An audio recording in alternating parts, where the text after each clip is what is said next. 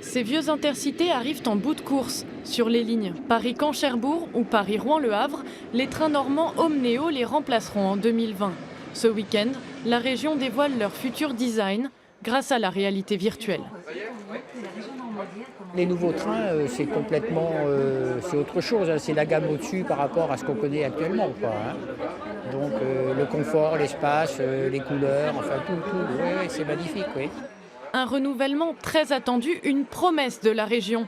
En avril 2016, elle reprend le contrôle des intercités dans un accord avec l'État, puis consulte les Normands pour connaître leurs attentes. Les trains actuels ne sont pas satisfaisants, le service ferroviaire actuel n'est pas satisfaisant, il est défaillant.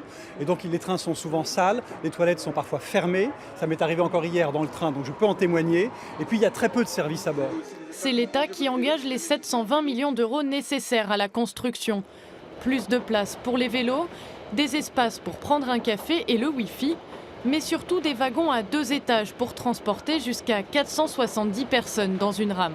Quand on connaît certaines lignes aujourd'hui, la vétusté de certaines rames, quand on voit ça, on a envie déjà d'y être, quoi. Mais ces lignes sont déficitaires depuis bien longtemps. Reste encore à convaincre les passagers potentiels. La commodité de la voiture pour les horaires fait qu'on prend beaucoup plus la voiture, quoi. Autrement, j'ai toujours aimé le train. C'est pas parce que le train va être plus confortable que je le prendrai davantage. Je ne pense pas. La SNCF continuera à assurer la maintenance et la sécurité. Coût total de ces aménagements pour l'État, 1,2 milliard d'euros.